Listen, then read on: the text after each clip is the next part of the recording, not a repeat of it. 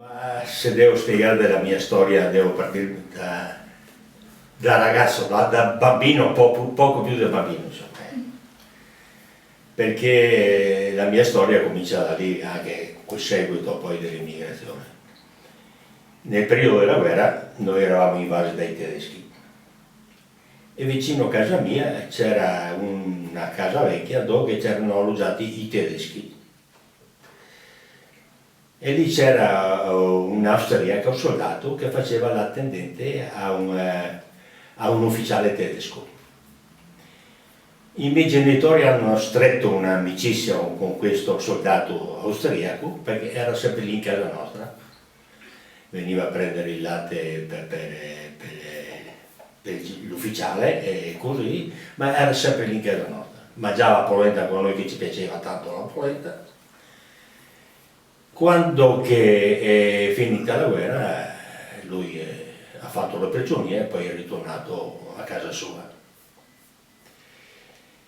Ma quando che era lì con noi e che gli piaceva la polenta, io mi facevo capire che ero stufo di polenta.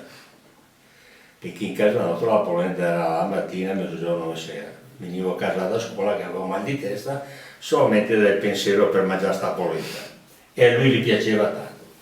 E mi disse, guarda, se ho la fortuna di andare a casa, vengo a prenderti con finita la guerra, ti porto dentro che a casa mia pane ce n'è abbondante. E difatti, finita la guerra, nel 1949 scrisse che è arrivato a casa, che sta bene e appunto che avrebbe piacere di venire a prendere, si scriveva ai miei genitori lui, avrebbe piacere di venire a prendere il figlio Marco. Così nel 1949, in settembre, a 12 anni e mezzo, sono andato dentro. E lì veramente sono stato bene, chiamavo zio a lui, chiamavo ai suoi genitori, chiamavo i nonni e così, ero come in famiglia. Lui era di mestiere ufficiale di posta, direttore della posta. Alla mattina andavo con lui nell'ufficio postale e aiutavo a timbrare francobolli. Io lavoro qui. E portavo fuori la posta agli alberghi che c'erano lì nei dintorni, perché era un paese abbastanza turistico, ci sono 3 laghi di alto. E io portavo la posta a questi alberghi e come mi vedevano mi alzavano proprio, erano contenti a vedermi gli albergatori. E così io mi sono fatto 2 anni e la mia fortuna è stata che ho imparato il tedesco. Nel 1952 ho dovuto ritornare perché, ecco, comincia l'immigrazione. Mio babbo è partito per la Svizzera.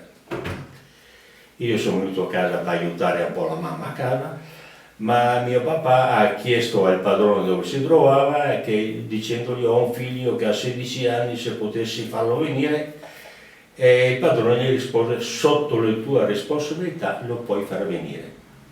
E così in giugno del 1952 mio papà ritornò a prendermi, mi portò dentro, eravamo solo, il posto, il paese era il Principato di Liechtenstein,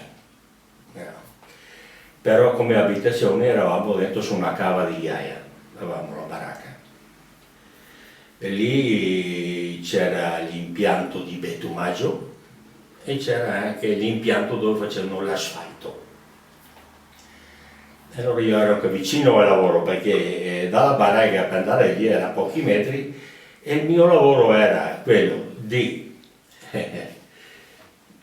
mantenere la baracca in ordine. In più andavo dove facevano l'asfalto, dovevo dividere dei materiali per fare questo asfalto che ha diverse misure di ghiaia, no? E lì mi sono fatto 2 anni. 2 stagioni, per dire la verità. Mio padre nell'ultima stagione è andato in città a San Gallo dal consolato per rinnovare il passaporto di tutti e 2 e dal consolato c'era fuori un avviso che c'era una ditta che cercava operai particolarmente fossero veneti. E mio papà è andato in ufficio di questa ditta e ha detto di sì e ci ha tirato giù il nome e nel 1954, cioè 54, siamo andati lì. Allora lì è cambiata un po' la situazione. Io andavo nei cantieri, sì, facevo sempre quei lavori un po' adeguati a me, insomma. Ma intanto mi sono formato, ero dietro i muratori, facevo il manuale e così. Mi sono formato e mi volevano bene. A 18 anni il direttore vide che la lingua la sapevo, che avevo voglia, che avevo anche estero nel lavoro, mi mandò a fare delle scuole serali per imparare il disegno svizzero, per operare strumento di livellazione e così dopo a 18 anni mi consegnarono degli operai e ho cominciato a fare il capo cantiere. E così sono sempre andato avanti e mio papà poi è rimasto a casa, io sono rimasto lì e ho continuato per 25 anni a questa impresa e dove poi ho fatto di grandi lavori edili in costruzioni o stradali e nel 1979 sono ritornato a casa. Prima ero solo e siamo arrivati a casa in 4, io, la moglie e 2 figli. Mi sono sposato là dentro e ho avuto i figli che uno faceva la terza elementare e l'altro aveva finito le medie. Mi è dispiaciuto sì perché, mi ha dispiaciuto da una parte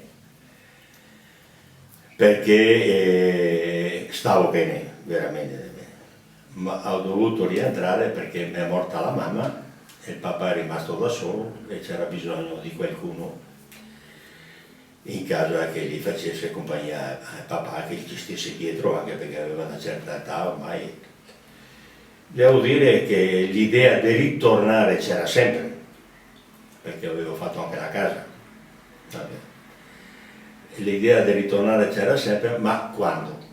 Appunto, è stata questa occasione che è mancata la mamma e che papà era da solo e sono rientrato. E mi sono accorto dopo che ho fatto bene perché sono riuscito a portare a casa i figli, perché se aspettavo ancora un anno o due ne portavo più via. Il più piccolo ha imparato, si è inserito subito, quello che aveva fatto le medie là dentro ha fatto più fatica, anche perché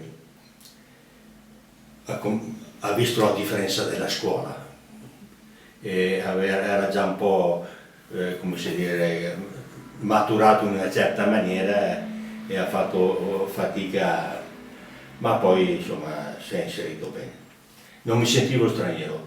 Io la sofferenza dell'immigrazione la sentivo sugli uomini di famiglia che avevano fatto anche la guerra e così, che sono rientrati e poi hanno dovuto emigrare per poter mantenere la famiglia e sentivo tra loro cosa dicevano. Insomma, abbiamo fatto la guerra e guarda come ci troviamo, che abbiamo dovuto fare la valigia ancora per andare a guadagnarsi il pane e così. Ecco, sentivo da loro la sofferenza del fattore dell'immigrazione. Per di più a me mi dicevano, ma tu sei fortunato perché sì, è vero, parlavo il tedesco, io ero come uno di loro, un svizzero insomma.